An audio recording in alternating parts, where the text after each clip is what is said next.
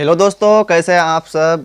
आज हम लोग शुरू करने वाले हैं क्लास 10th का मैथ लेसन 8 और चैप्टर का नाम है त्रिकोणमिति का परिचय। बहुत ही इम्पोर्टेंट चैप्टर है और ये चैप्टर क्लास 10th से ही शुरू होगा और आपका ये 11th 12th जहाँ तक आप मैथ पढ़िएगा तब तक आपका इस्तेमाल होते रहेगा। ठीक, तो इसको अच्छे से समझते हैं हम लोग। लेसन 8 है ये आपका, नाम है त्रिकोणमिति का परिचय। त्रिकोणमिति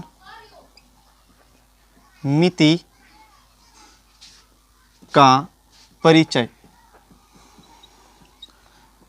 त्रिकोणमिति का परिचय। इंग्लिश में कहेंगे तो त्रिकोणमिति को कहते हैं trigonometry. Trigonometry, introduction of trigonometry. ठीक, इसके बारे में हम लोगों को पढ़ना है। त्रिकोणमिति, तो पहले हम यही पढ़ते हैं, चैप्टर को ही समझते हैं कि है क्या ये आखिर। त्रिकोणमिति, ठीक, ये गणित का शाखा है एक।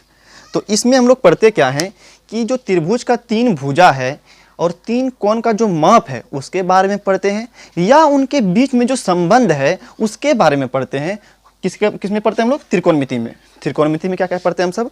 त्रिभुज में जो 3 भुजा होता है और जो 3 कोण होता है या उनके बीच में जो संबंध होगा, क्या क्या संबंध होगा उसके बीच में, कोण और भुजा के बीच में, उसके बारे में हम लोग पढ़ते हैं। तो इसको डिफिनेशन लिख देते हैं हम कि गणित की वैसी शाखा, गणित की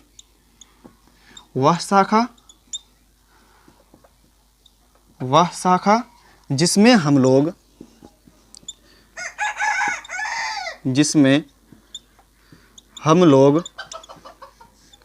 त्रिभुज के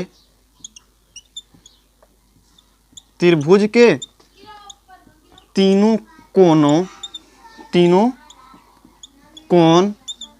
और तीनों भुजा की माप या उनके बीच संबंध, जो कोण और भुजा के बीच संबंध है, उनके बीच संबंध के बारे में, उनके बीच संबंध के बारे में पूरा अध्ययन कराता है। पूरा अध्ययन कराता है। उसे क्या कहते हैं? त्रिकोणमिति कहते हैं। उसे त्रिकोणमिति कहते हैं। उसे त्रिकोणमिति कहते हैं। मिति कहते हैं। अब बात है आखिर कि ये त्रिकोणमिति शब्द जो है इसका निर्माण कैसे हुआ और इसका मतलब क्या होता है, त्रिकोणमिति का आखिर शाब्दिक अर्थ क्या होता है और ये किस भाषा से लिया गया है। तो पहले आप इसको लिख लीजिए, हम बताते हैं आपको। इसको पहले मिटाते हैं हम, लिख लिया, इसको मिटाते हैं हम इसको। अब हम लोग पढ़ते हैं कि ये त्रिकोणमिति शब्द जो है इसका उत्पत्ति कहाँ से हुआ है, किस भाषा से हुआ है और इसका मतलब क्या होता है आखिर। तो ये त्रिकोणमिति शब्द जो है, त्रिकोणमिति शब्द जो है इसका उत्पत्ति ग्रीक भाषा से हुआ है और 3 शब्दों से हुआ है। इसका उत्पत्ति कितने शब्दों से हुआ है? 3 शब्दों से। ट्री से हुआ है और गोन और ये मेट्रॉन। ट्री, गोन और मेट्रॉन शब्द से हुआ है। त्रिकोणमिति शब्द का जो उत्पत्ति हुआ है 3 शब्दों से के मिलने से हुआ है। ट्री, गोन और मेट्रॉन। ट्री, गोन और मेट्रॉन। ट्री का अर्थ होता है 3। ट्री का अर्थ क्या होता है? ट्री का अर्थ मतलब क्या होता है आपका? होता है ट्री का अर्थ 3। गोन का मतलब होता है भुजा। गोन का मतलब क्या होता है? गोन का अर्थ होता है भुजा। और मेट्रॉन का मतलब होता है माप। मेट्रॉन का अर्थ क्या होता है? मेट्रॉन का अर्थ क्या होता है? माप। त्रिकोणमितीय शब्द जो है वो ग्रीक भाषा के 3 शब्दों के मिलने से हुआ है, ट्री, गॉन और मेट्रॉन से। ट्री का अर्थ होता है 3, गॉन का अर्थ होता है भुजा और मेट्रॉन का अर्थ होता है माप। इसका शाब्दिक अर्थ क्या हो जाएगा? इसका शाब्दिक अर्थ हो जाएगा 3 भुजा का माप। इसका शाब्दिक अर्थ क्या हो जाएगा आपका? 3 भुजा का माप। 3 भुजा का माप। 3 भुजा का माप। तो त्रिकोणमिति का शब्द का शाब्दिक अर्थ क्या होता है? 3 भुजा का माप। इसका शब्द जो कितने शब्दों के मिलने से हुआ? ग्रीक भाषा के 3 शब्दों से, ट्री, गॉन और मेट्रॉन। ट्री, गॉन और मेट्रॉन। ट्री का मतलब होता है 3, गॉन का मतलब भुजा, मेट्रॉन का मतलब माप होता है। तो आप इसको लिख लीजिए, लिख लिया, इसको मिटाते हैं। इसमें जो पढ़ना है इस चैप्टर में हमको त्रिभुज के बारे में पढ़ना है, और वो त्रिभुज आपका समकोण त्रिभुज। सिर्फ समकोण त्रिभुज के बारे में चर्चा करेंगे इस चैप्टर में हम लोग, और किसी त्रिभुज के बारे में नहीं, सिर्फ समकोण।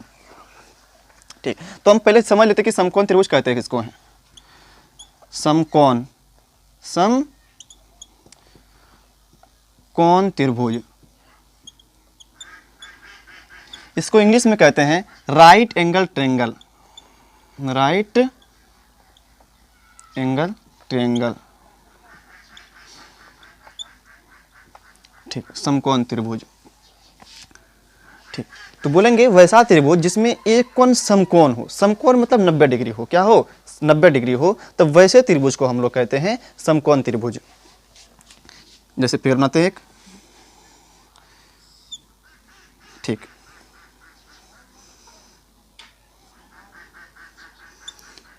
ये कोण क्या है आपका? एक कोण क्या है? 90 डिग्री है। अगर एक कोण 90 डिग्री हो और 2 कोण न्यून कोण हो, क्या हो? ये न्यून कोण। न्यून कोण का मतलब होता है 90 से छोटा। न्यून कोण का मतलब क्या होता है?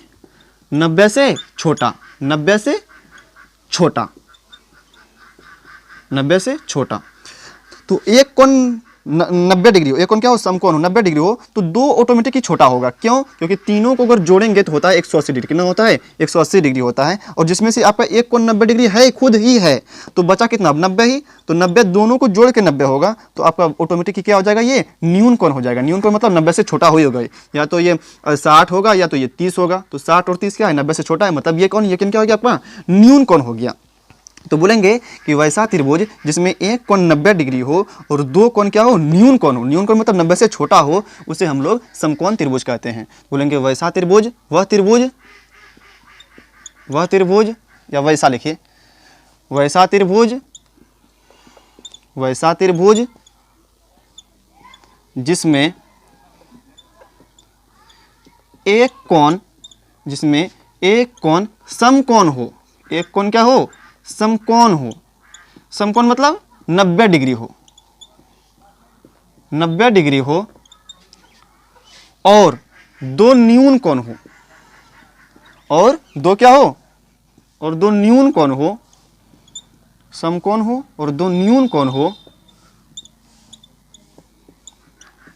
न्यून कोण मतलब 90 से छोटा। न्यून कोण हो, उसे समकोण त्रिभुज कहते हैं। उसे समकोण त्रिभुज कहते हैं। समकोण त्रिभुज कहते हैं। समकोण त्रिभुज कहते हैं। ठीक से नाम भी नहीं देते, वैसे लिख दिया। ठीक, अब देखिए समकोण त्रिभुज, त्रिभुज है तो उसमें 3 भुजा होगा। त्रिभुज में कितना भुजा होता है? 3 भुजा होता है। तो ये भी त्रिभुज, इसमें भी 3 भुजा होगा। अच्छा, इसका नाम का भुजा का नाम बताते हैं हम आपको। इसमें जो सबसे बड़ी भुजा होती है, या 90 के सामने वाली जो भुजा होती है, उसको कहते हैं हम लोग कर्ण। क्या कहते हैं उसको? कर्ण कहते हैं। मतलब जो सबसे बड़ी वाली भुजा होती है, जो सबसे बड़ी भुजा होती है, उसको कहते हैं कर्ण। इंग्लिश में कहते हैं इसको हिप्पोटेनस। HYPPOTENOUS, हिप्पोटेनस। ठीक, और जो 90 डिग्री कोण जो बनाती है दोनों भुजा मिल करके, उसको कहते हैं लंब और आधार। और जो खड़ी भुजा आपका वो हो जाएगा लंब, और ये जो है आपका आधार। लंब और आधार बदलते रहता है। आप इसको भी आधार कह सकते हैं अगर ऐसे देखेंगे तो, और इसको लंब भी कह सकते हैं। मतलब लंब आधार बदलते रहता है, लेकिन ये कर्ण भुजा क्या होता है? फिक्स होता है, हमेशा 90 के सामने वाला ही होगा। ठीक, तो लंब का इंग्लिश होता है परपेंडिकुलर। परपेंडिकुलर। और बेस आधार का होता है बेस। तो हम लोग ये जो बड़ी भुजा है इसको हम लोग शुरू में क्या आता है एच, तो हम इसको एच भी कहते हैं। इसके शुरू में आता है पी, तो लंब को हम लोग पी भी कहते हैं। और आधार के शुरू में क्या आता है बी, तो बी भी कहते हैं इसको हम लोग। तो एच पी और बी हो गया आपका। ठीक, क्या हो गया, एच पी और बी हो गया। ठीक, अच्छा कौन जो ये है इसको हम लोग थीटा से सूचित करेंगे।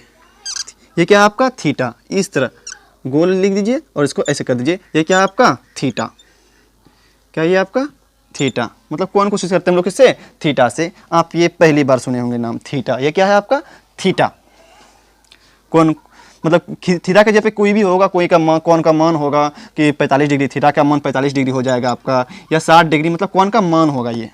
ठीक, लिख लिया इसको। तो त्रिभुज में कितना भुजा होता है, 3 भुजा होता है।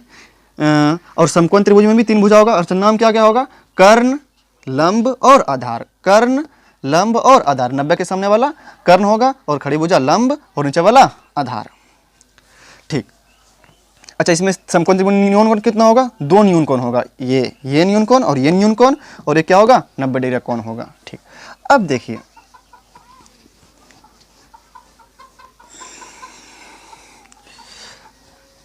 अब हम लोग न्यून कोण के हिसाब से भुजा पढ़ते हैं।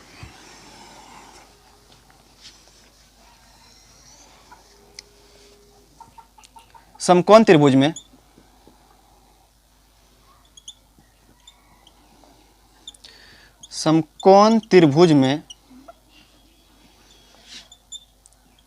न्यून कोण के अनुसार भुजा, न्यून कोण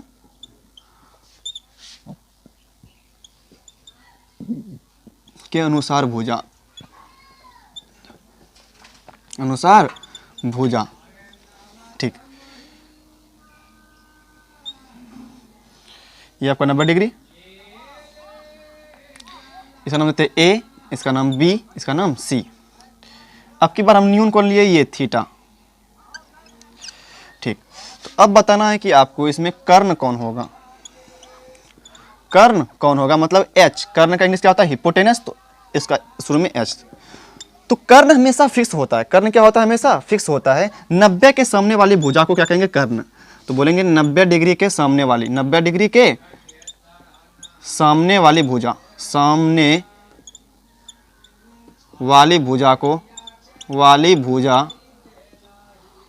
कर्ण कहते हैं। सामने वाली भुजा, 90 डिग्री के सामने वाली भुजा को कर्ण कहते हैं।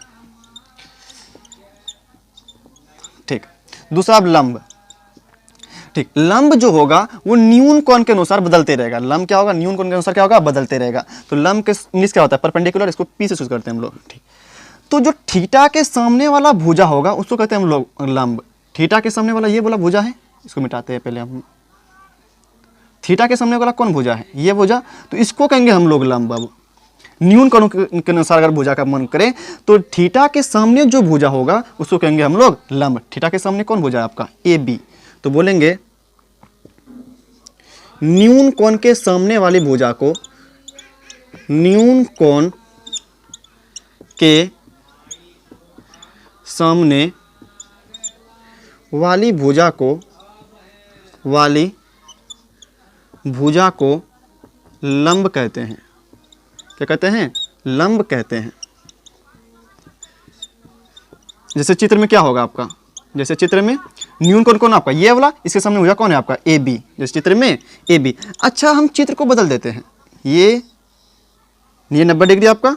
अब की बार हम थीटा ये लेते हैं, थीटा ये, और ये ए रहा आपका, ये बी, ये सी। तो अब की बार बताना है आपको कि अब लंब कौन होगा। तो अब की बार थीटा के सामने कौन है ये, तो अब की बार थीटा के सामने कौन है, ये वाला भुजा है। इसका मतलब अब की बार जो लंब होगा आपका वो होगा BC। क्या होगा BC, मतलब थीटा के सामने वाला भुजा जो भी रहेगा उसको कहेंगे हम लोग लंब। लंब मतलब BC। ठीक, लेकिन इसमें AB। ठीक, तो आप इसको लिख लीजिए। तो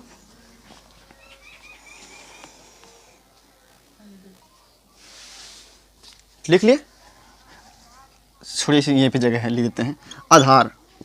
अगला क्या बचा आपका आधार। अच्छा इसमें कर्ण कौन होगा, कर्ण 90 के सामने वाली भुजा AC, इसमें जैसे AC।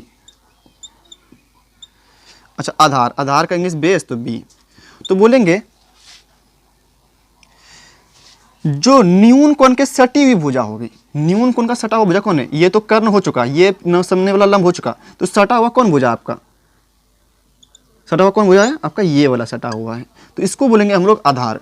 तो न्यून कोण के, न्यून कोण से सटी हुई भुजा को, न्यून कोण से सटी हुई भुजा को, न्यून कोण से सटी भुजा को, सटी भुजा को आधार कहते हैं। क्या कहते हैं? आधार कहते हैं। जैसे चित्र में कौन हो जाएगा आपका? BC। क्या हो जाएगा? BC। अच्छा उसी तरह की बार मान बदल देते हैं। अब की बार बताइए ABC, ये 90 डिग्री। बताइए अब की बार आधार कौन होगा?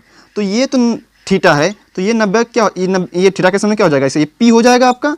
और ये सट्या हुआ भुजा की बार कौन है आपका? ये ठो। तो इस कोण के हिसाब से आधार आपका ये होगा, B ये होगा आपका।